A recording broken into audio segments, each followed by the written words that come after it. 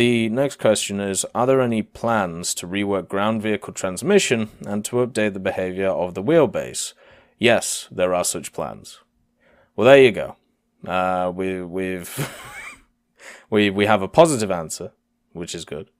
Just like the last question. It's much better than the mumbling weasel answers.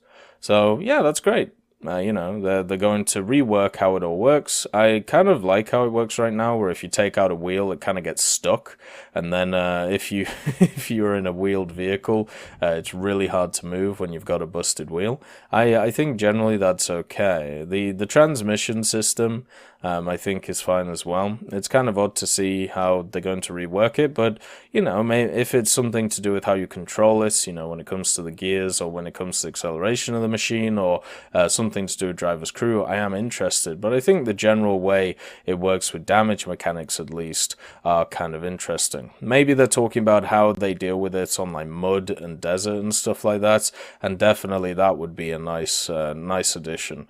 For some reason on deserts and in mud, the wheel vehicles are just useless. They get stuck everywhere. It would be, you can kind of fix this issue through manual controls, so maybe that's the idea. Make the instructor a little bit better when it comes to automatic. Maybe that's the idea. The next question is for Ground SB. You have implemented the mechanic of the request location of allies, which helps to identify captured vehicles in battle. Should we expect the return of this mechanic on a permanent basis? The answer is we have conducted mass testing of the feature and received some feedback and results. We plan to return the mechanics with some improvements with it, which you will learn about in the game update news.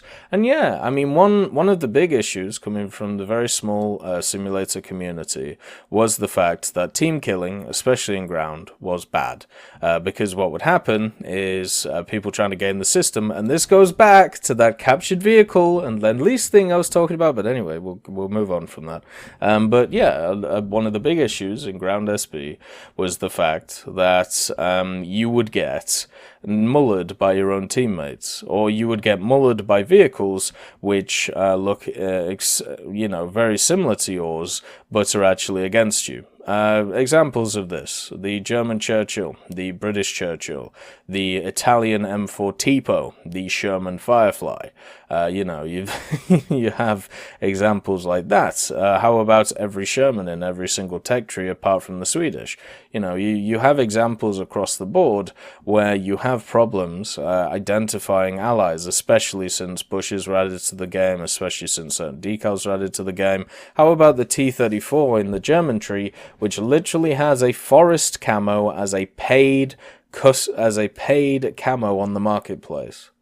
So you have a way to make it harder for people to be able to see you, and all you have to do is just push the cross, and they don't know if you're a friend or a foe. And yeah, so adding a mechanic that means that you can work out where your allies are compared to your enemies, I think is great. It's a step in the right direction. I think it should have been added a while back.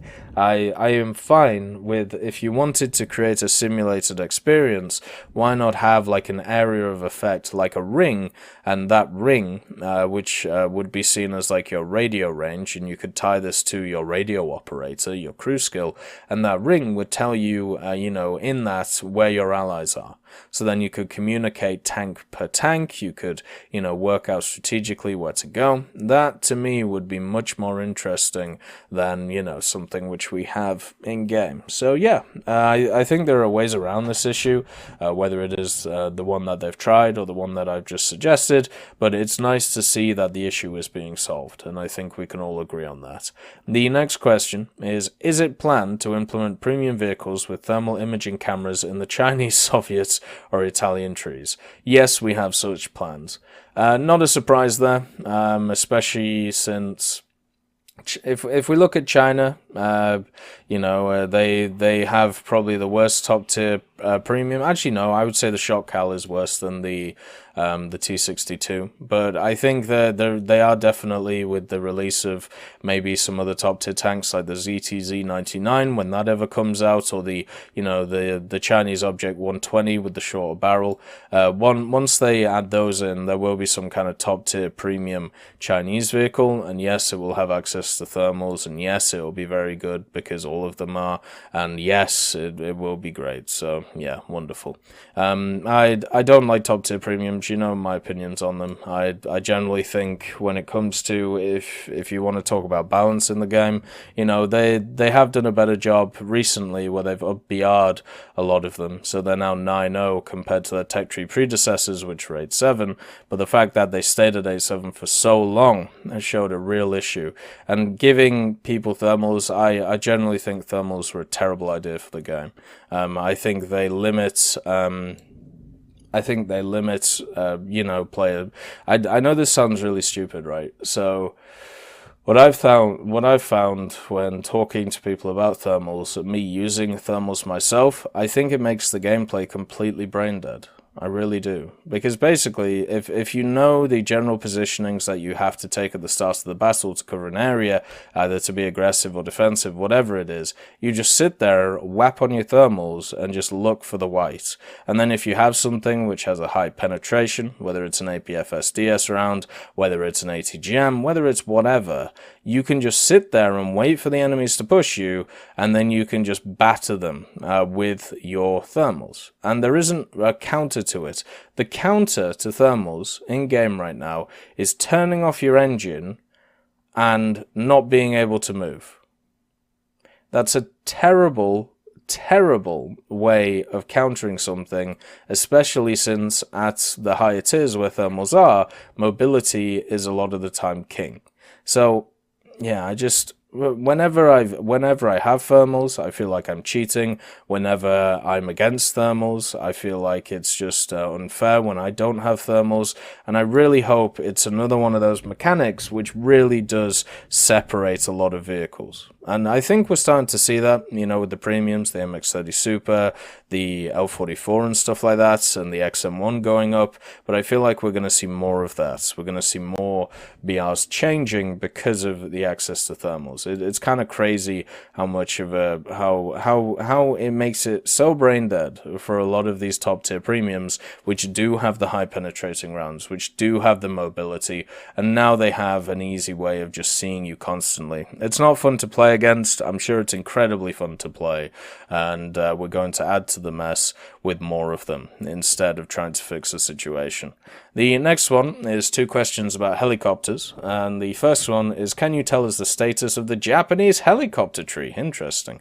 Is it possible to create a preliminary branch with the existing AH-1S model and AH-64 DJP, which is the same as the AH-64D model? So basically, that are already in game until more helicopters can be made. The answer is we're discussing this issue at the moment. We understand that the Japanese Self-Defense Forces utilize very few types of strike helicopters, and we consider the possibility that the Japanese helicopter tree will only have 2 to 3 vehicles.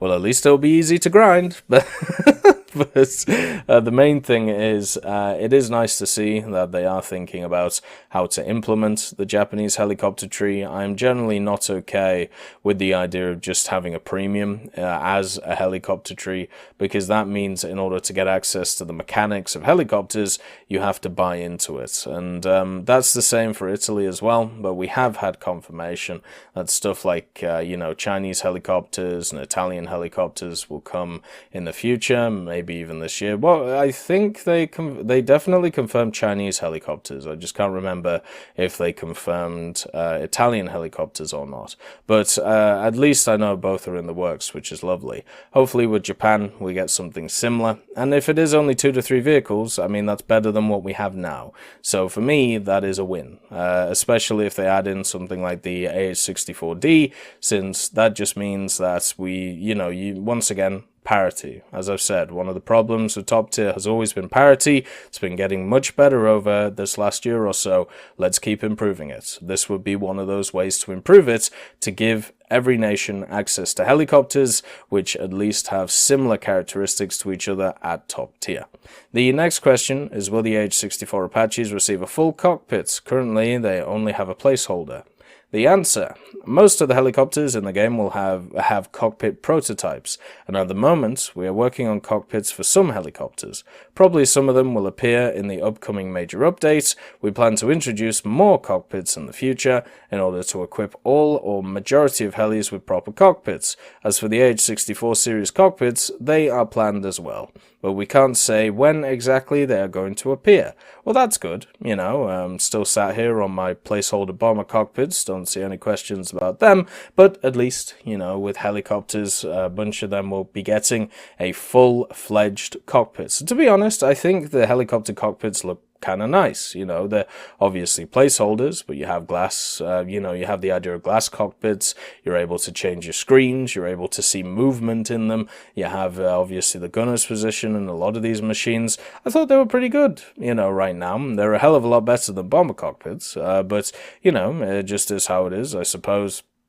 People want to have that realistic experience of flying an Apache or, you know, flying a different helicopter. But right now, I think they're functionally pretty good. So, yeah, I would much prefer resources put in other areas. But then again, maybe if I see one of these helicopters, maybe if I see like one of the proper job cockpits, then it might change my mind. Because Gaijin has definitely blown me away in the past when it's come to some of its models. And I feel like the helicopter cockpits, just like, you know, when bomber cockpit placeholders were added, it will be something that will be fantastic to see. The last part, or the second to last part, because we do have an other, is for Naval Forces. So let's get into it, some of the questions. The first question is, do you have plans to improve the quality of naval tracers? It's not very clear or easy to follow your own tracers and improve your aim with larger ships, because the tracers are extremely hard to see, particularly when fighting at long range. So this is a top tier issue. The answer: we consider current tracers to be of a decent quality. If you're suggesting making them more visible, it may ruin their appearance at regular distances, short and medium. Main caliber gun tracers are already a compromise between historical accuracy and gameplay. In most cases, such shells didn't have tracers in reality, since they are not visible at large distances. Aim spotting is achieved with water splashes and instruments. In AB mode, we additionally indicate the shell drop point. In RB, we have the salvo drop timers, which were actually used in warships. Yeah, I agree. I don't think we need better quality naval tracers. When it comes to AB, I mean, this isn't an AB issue. I play Naval AB, and as you know, it's talked about, you know, you have the indicated shell drop point. It gives you a wonderful line so you can follow the shell down. And when it comes to RB, you have the salvo drop timers, and not just that, you have when the shells impact, so you can see whether they impact behind the ship, whether they impact in front of the ship, or whether they impact on the ship. You can see where they go. You shouldn't be going on, you know, their own traces. You should be going on where the shells land, so then you can readjust from there. And also, obviously, when you're in the sight, you know, doing the actual distance measured and stuff like that. So for me, I don't see this as a big issue, because there are mechanics to actually, you know, facilitate this already. So I don't think there needs to be a change for top tier naval in this way, unless, you know, we're talking about having even longer engagement distances, which basically you would have to have engagement distances where you can't see the splashes from the shells, and you wouldn't be able to see, you know, or the salvo drop timers wouldn't work properly or something like that. So yeah, I don't see an issue with the current system we have. I don't think it needs to be added to. I don't want the game to get more or less skillful, especially at top tier, which is pretty much the only place where that would even be an issue. The next question is, will you please consider improving the not enough crew to repair mechanic? Although it's more of a historical feature, it makes gameplay complicated as you cannot repair your ship after a certain point. It makes it complicated? What? How? It's a simple system. Anyway, the answer is, by introducing this feature, we aim to visually diversify ship destruction, well, forcing them to sink more often. Please consider that the crew states when you can't repair your ship anymore meant the ship's destruction previously, so we just made a ship's death more vivid and interactive. Right, okay, so this answer is odd. Let's just put it like that, because the first thing is, basically, if the ship was destroyed before, you had 0% crew. You know, you didn't have 20 to 15 to 10 to 5% of the crew, and the 5% is supposed to be where the not enough crew to repair mechanic comes in, but it seems like crew skills affect it somehow, so sometimes you can have machines which have way more percent crew, and you're not able to, repair stuff.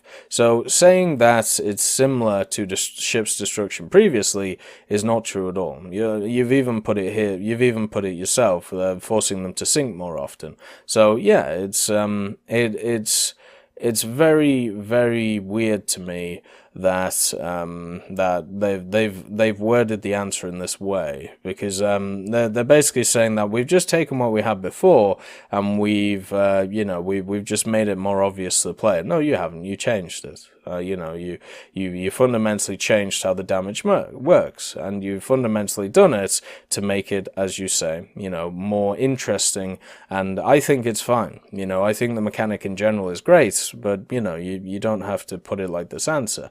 The main thing when it comes to the ships, the only problem I personally see is, first of all, when you aren't able to repair it above when you have 5% crew.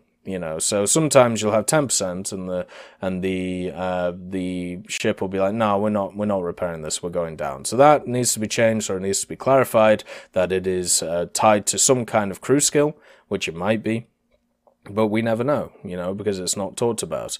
The other thing as well is when you talk about this, so the answer saying that ships are, they're going to be forced to sink more often. Okay, so does that mean that they're going to die more often? Probably not, because if they're comparing it to what used to happen before, when the percentage of crew was just knocked out, and therefore your ship was knocked out, so instead now what we're going to see is way more sinking instead of actually crew knocked out. Will this mean that repair costs will actually be, moved or maneuvered around around the changes to this? And to me, I think there should be, because technically now ships are less survivable because of the percentage crew thing. So it would be nice to see them knocked down a little bit more, but we'll see how much of an effect it actually has on Naval. The next question is regarding Naval EC. Can you tell us a little bit more about its progress? Do you plan to fully move Naval RB over to EC format, like what was done with simulator air battles, or just keep it as a separate event-based mode? So the answer is, we're unlikely to change RB to EC completely, since our statistics shows that EC affects RB random battles insignificantly. This means that these two modes don't share the same audience, but we will try to run EC more often. Yeah, the RB top. I've seen posts of Naval RB where, well, basically what happens at top tier Naval RB is you have like 4 people on a team and then the rest of them are AI. So we're not talking about a huge player base already. The big ship community just isn't out in force yet. But don't worry, when they add, the Bismarck, everybody will come. No, they won't. But the fact is, when it comes to Naval RB, the player base is so small anyway, a top tier I should say. It's not a surprise that EC, at least it's a new game mode, it's an interesting game mode, maybe it'll bring back a lot of older players who kind of got bored of Naval RB, and it's really not a surprise that, it would put in new people. So it's kind of nice to see that they're putting that there, and it does mean that they're actually thinking about right. So do these two sets of game modes interact a lot or collide a lot? No, they don't. Okay, so maybe we can run them both at the same time. I kind of like the idea of stuff like Air RB and Naval RB being just game modes which happen every other weekend or so, because whenever we've seen a long run of game modes. So we actually had AirRB EC tested for like a month or two straight, like every weekend. What I saw personally is there was a lot of interest at the start, and then a few weeks in, the interest dropped off immensely, and that was a bit of an issue. So I'm hoping that doesn't happen with Naval EC. One of the big problems with Naval EC right now, which has been at least reported to me, is that sometimes when people get into games, it's at like 2 to 5 FPS, and then the game just crashes out of the server. So yeah, that would be nice if that's fixed. But obviously I don't know whether that has been fixed or not, but it was definitely an issue a lot of the people on the Tech Hub had in the last few tests. The next question is, are there any chances of seeing ironclad warships of the second half of the 19th, beginning of the 20th centuries. The answer is this is a rather vague concept that covers a period of 70 to 75 years. I mean, he's not wrong. But if here it means pre-dreadnought battleships, so such ships should be, in our opinion, in a separate game or game mode. Using them as part of the current War Thunder game is extremely difficult. Yeah, they're completely designed for different purposes.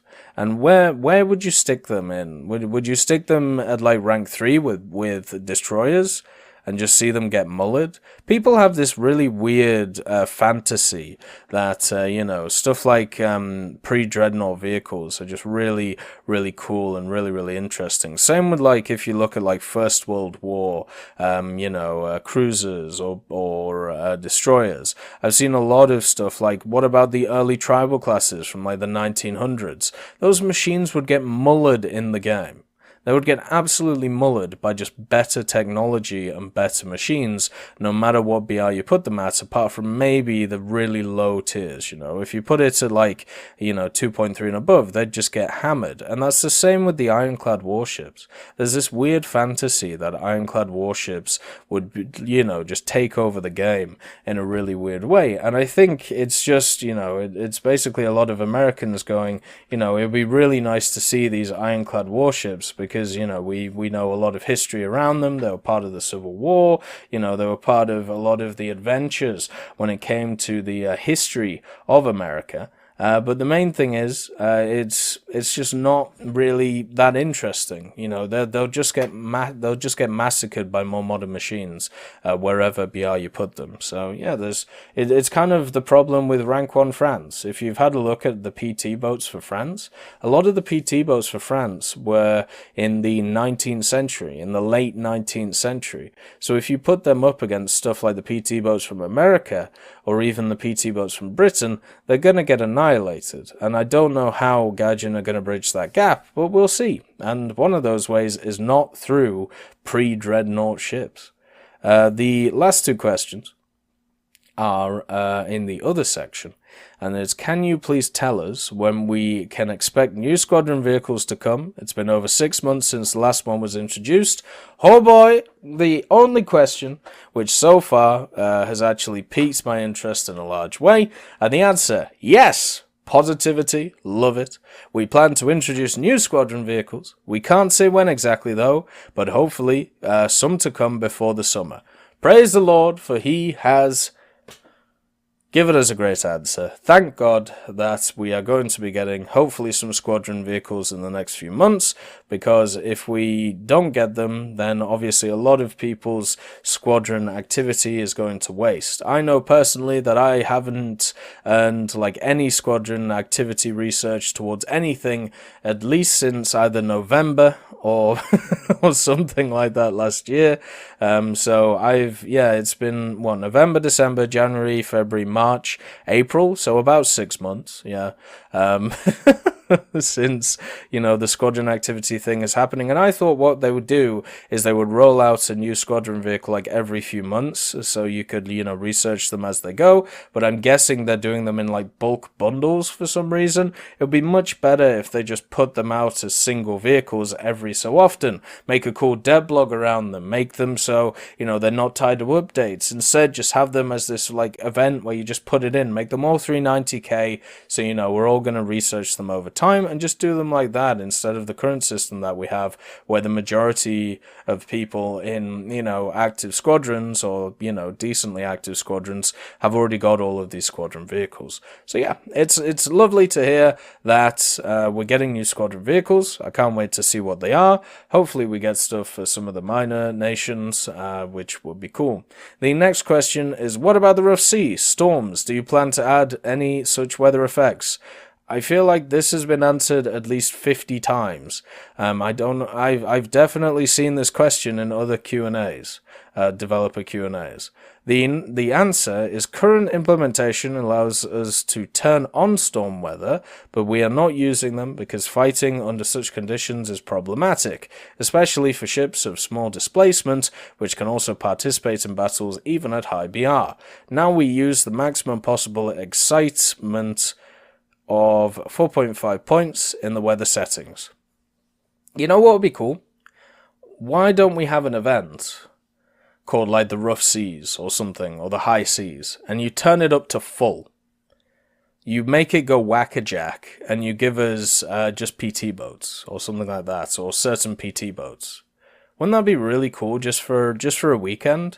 And if you play like 5 battles, you get, I don't know, some kind of decal, which is a wave, and then you get a title, which is, I don't know, like Master of the Ocean, or something like that. Why not just do that so we can see what it's like?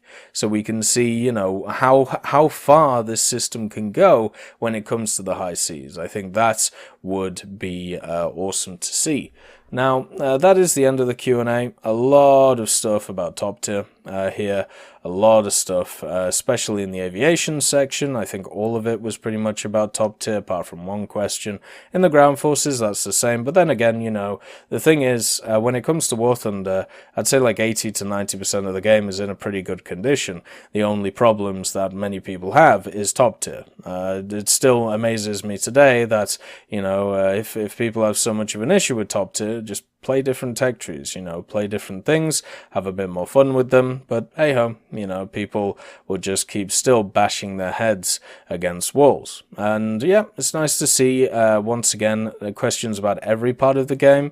So kind of like how they've been doing with the past to developers stuff. It is lovely now that with the developer Q&A, every time we get a little bit about every part of the game, which I'm very, very happy about. Instead of just focusing on certain parts of the game, just having more parts than one. But anyway, I hope you have enjoyed this video. I just want to thank Gaijin for doing these Q&As. It's definitely a wonderful way of getting messages out to the community and understanding where either the future is going or where it comes to, answering specific questions for you. Anyway, I hope you all have a wonderful day, and I'll see you next time. I just want to thank Ambrosius McClellan, B. Young, Blackie, Chris Giltnane, Daniel Stanton, Jay Wilt, John Ryman, Martinez, Super Cacti, Trigger Hippie, Eugens Terry, and also Elove Goat and Samuel Slick for supporting the channel.